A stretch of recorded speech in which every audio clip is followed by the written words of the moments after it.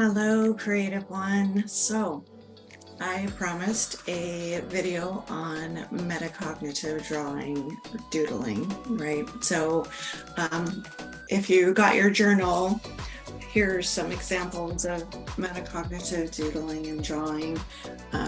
You can see that I just started with some watercolor, and then with later on, after the watercolor kind of dried, I went in with some marker, and the white is paint pen, and some of the other color markers are just your basic, well, I use fabric markers, but I think any marker will do.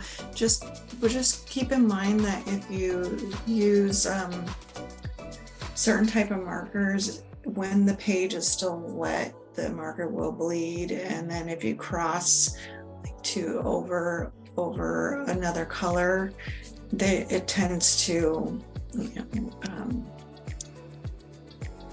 to not blend well when you cross opposing colors, like red and green make brown, right?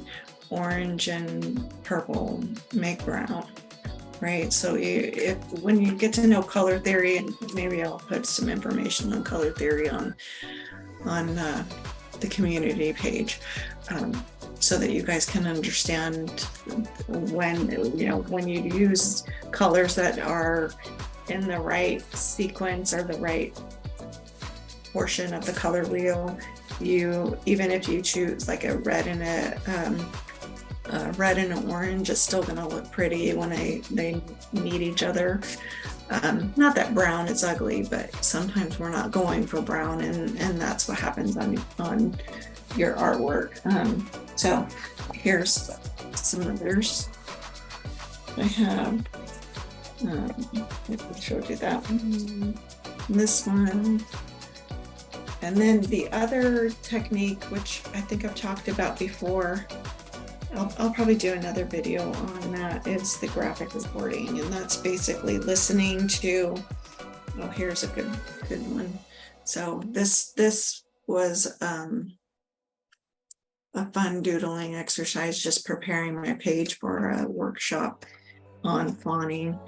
But that's kind of like the graphic recording. The graphic recording is usually with a blank page, and you're listening to a lecture. Maybe you have a favorite podcaster or YouTube that you like to watch.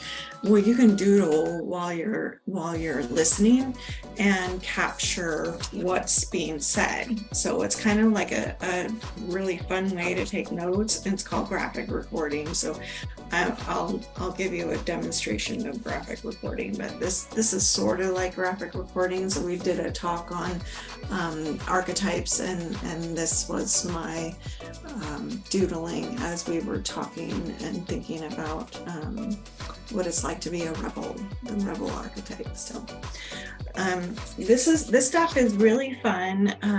That's why I like it, is there's a fun creative aspect to it, artistic creative aspect to it that I've always loved. And I think that it connects you to a deeper self-awareness of what's going on inside you, as long as you're paying attention to it.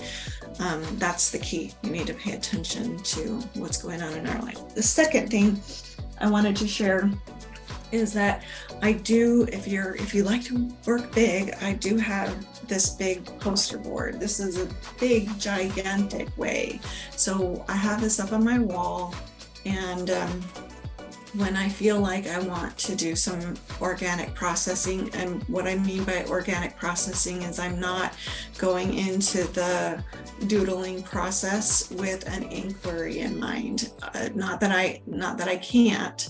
I just choose to kind of use this one as my, okay, I'm tapping out, and I just need to go to my doodling page to let my thoughts come out organically, what's going on, especially if I've got a lot going on in my life. This is a good way to surface up what's important, what's a priority for me, what is really getting me to a place of happiness, because look, life is too short to be all stressed up and tight, wound up tight like a ball because of all these other things. You know, we make too much of it. Here's a good way, like if you're really into this artistic self-expression, doing canvas painting or even poster board doodling with markers, watercolor, whatever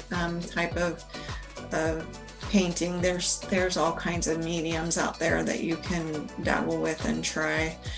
Just visit your local craft store to figure out what you might want to try.